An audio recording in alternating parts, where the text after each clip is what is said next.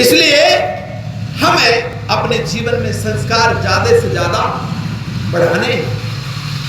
इसलिए सुनो, ये पांचों ज्ञानेंद्रियां, आंख, नाक, कान, मुंह, ये सारे क्यों बनाए? रूप को देख करके भी आप अपने जीवन में ज्ञान को प्राप्त करो कि देखो कितनी अच्छी सुंदर प्रकृति है। सुंदरता के साथ में ये कान कि इनसे मैं अच्छे भजन सुन सकूं, अच्छी बातें सुन सकूं, लेकिन बातें नहीं सुनती आजकल की माताएं, आजकल के पुरुष वर्ग क्या सुनते हैं? चुगली। मेरी ननद ने क्या कहा, मेरी सास ने, चर्चा किसी और की हो रही हो, बहू का नाम कैसे भी आ जाए, प्रशंसा में आ रहा तो बहू एकदम खड़ी हो जाती है, सुनने लगती क्या क्या कहा। हम सब के सब ऐसे ही हैं। क्यों? हम जब तक अपनी प्रशंसा सुनते हैं तब तक आनंद मिलता है, और जब हमें बुराई प्राप्त होती है हमें दुख होता है। जबकि आपके जीवन का विकास करती है तो वो आपकी बुराई करती है। बुराई करने वाला कौन है? अपना ही कोई होगा जो अपना हमसे ज्यादा ध्यान रखता है। जो व्यक्ति जितनी उसकी बुराई करता है उसका मतलब उसको उतना ही ज्यादा उभरने का, बढ़ने का मौका मिलता है। लेकिन हमारे कान इतने अच्छे हैं कि बस प्रिय प्रिय सुनना है, और खाना भी तो मधुर मधुर। अगर इनके बस में होता तो आयुर्वेद की जो औषधियां हैं उनको मीठा कर देते हैं, जो कड़वी है ना। अगर किसी के बस में होता तो कहते, छोटा सा बच्चा कहता, माँ ये आयुर्वेद की इतनी कड़वी क्यों होती है, इनमें कोई शहद क्यों नहीं मिला देता? माँ कहती है अच्छे लोग हमेशा कड़वे ही हो।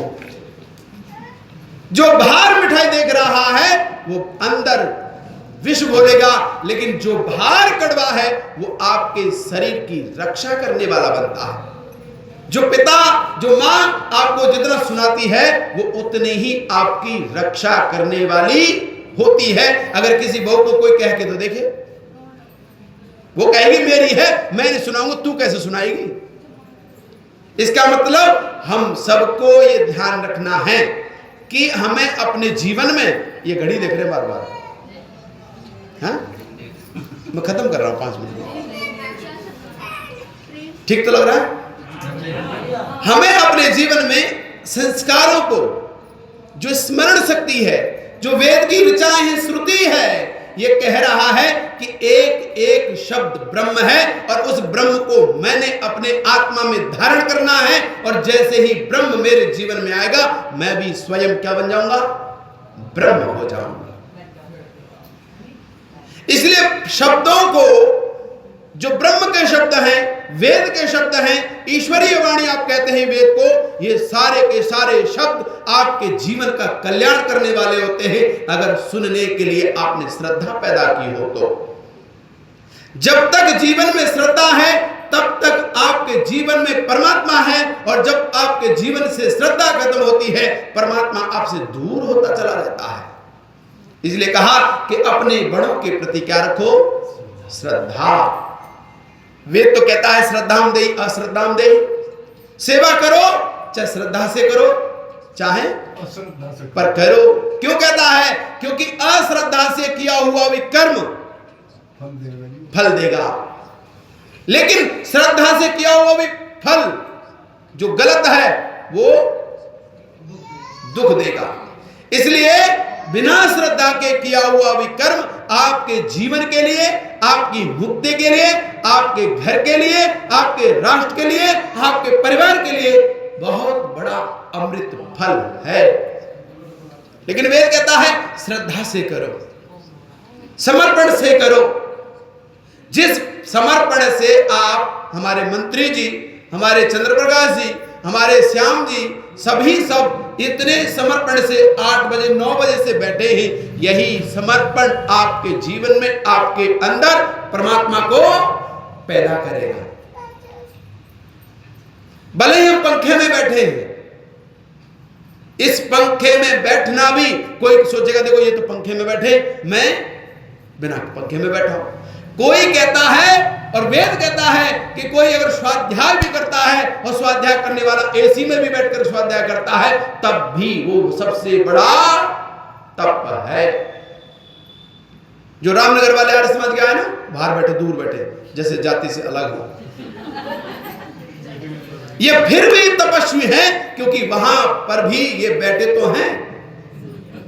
ये धन्यवाद के पात्र हैं क्योंकि जब जब हम कुछ सुनते हैं और सुनने के बाद वो शब्द हमारे मन में जाता है तो हमें अच्छे कार्य के लिए प्रेरित करता है।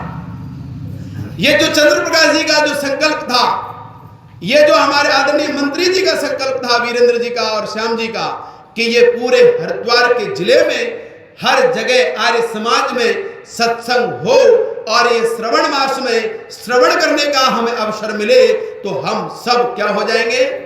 धार्मिक तो होंगे, धार्मिक के साथ साथ हम विद्वान भी बनेंगे।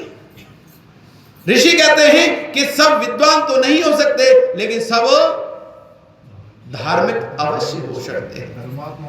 इसलिए सबसे पहले हमें बनना है तो धर्मात्मा बनना है, धार्मिक बनना है। और जब हम धार्मिक होंगे, हम स्वाध्याय करेंगे, पढ़ेंगे, मनन करेंगे, चिंतन करेंगे तो हम में से ही कोई नया विद्वान पैदा होगा। क्योंकि जिस बीज को आपने अंकुरित किया ही नहीं, जिस बीज को आपने भूमि में डाला ही नहीं, उसकी अंकुरित होने की, पेड़ बनने की संभावनाएं खत्म हो जाती हैं। लेकिन जिस बीज को आपने अपनी भूमि में डाला है तो आज नहीं तो कल, पर आज परसों जिस समय भी उसको माहौल मिलेगा, ऋतु मिलेगी, वह स्वयं अवसर पा करके उसके अंदर पत्थर भी होगा, पत्थर के साइड से निकल करके बाहर आएगा और वही व्यक्ति या पौधा आपकी रक्षा करने वाला बनेगा। इसलिए ये मतलबपुर गांव में, ये वैसे तो सभी मतलबी हैं, मतलब वाले जो अपने बड़े घरों में बैठे हैं, मतलब होता तो घर आते, सत्संग में आते, उनका मतलब यहां पूरा होता। लेकिन जो सुन रहे होंगे मुझे, सो रहे होंगे, खा रहे होंगे, टीवी देख रहे होंगे, वे अपने मतलब से दूर चले जा रहे हैं, अपने गांव से दूर जा रहे हैं क्योंकि उन्होंने अपना मतलब सिद्ध नहीं किया। या कुछ ही लोग हैं मतलबपुर के जो मतलब सिद्ध कर रहे हैं, जो सुन रहे हैं। इसलिए हमको वेद को सुनना है, वेद को पढ़ना है, वेद की माननी है, वेद पर आचरण करना है, वेद के अनुसार चलना है। और जब हम अपने जीवन में वेद को अपनाएंगे तो आपके अंदर से, आपके हृदय से वेद बोलना प्रारंभ करता है। मैं यहां बैठ करके सोच रहा था कि भाई क्या बोलूं, ये सब के सब विद्वान वही है और 3 दिन से लगातार पीछे पीछे घूम रहे मेरे। अगर वही चीज बोलूंगा निकलेगी तो ये कहीं बताओ आचार्य कैसे रिपीट करते जा रहे हैं।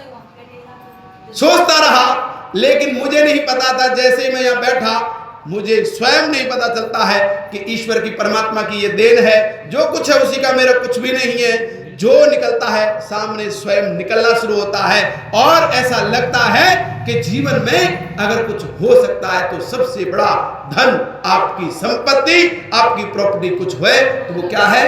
आपका सत्संग। रख लो आपके पास, आप, मेरी प्रॉपर्टी आपके पास, क्योंकि जब तक दूसरे पर रहेगी तो ब्याज लगेगा। ऐसे ही अपनी प्रॉपर्टी को दूसरे को दो। कौन सी प्रॉपर्टी है जी अपनी? हाँ, कहीं सोचो घर मकान देते हैं। हमारी प्रॉपर्टी ज्ञान है। जब आप दूसरे को देते हो तो वो बढ़ती है। जो आप जब भी उसको बांटने का प्रयास करते हो वो हमेशा बढ़ करके आपको प्राप्त होती है। या तो आपको होगी या किसी और को होगी, लेकिन वो मूल धन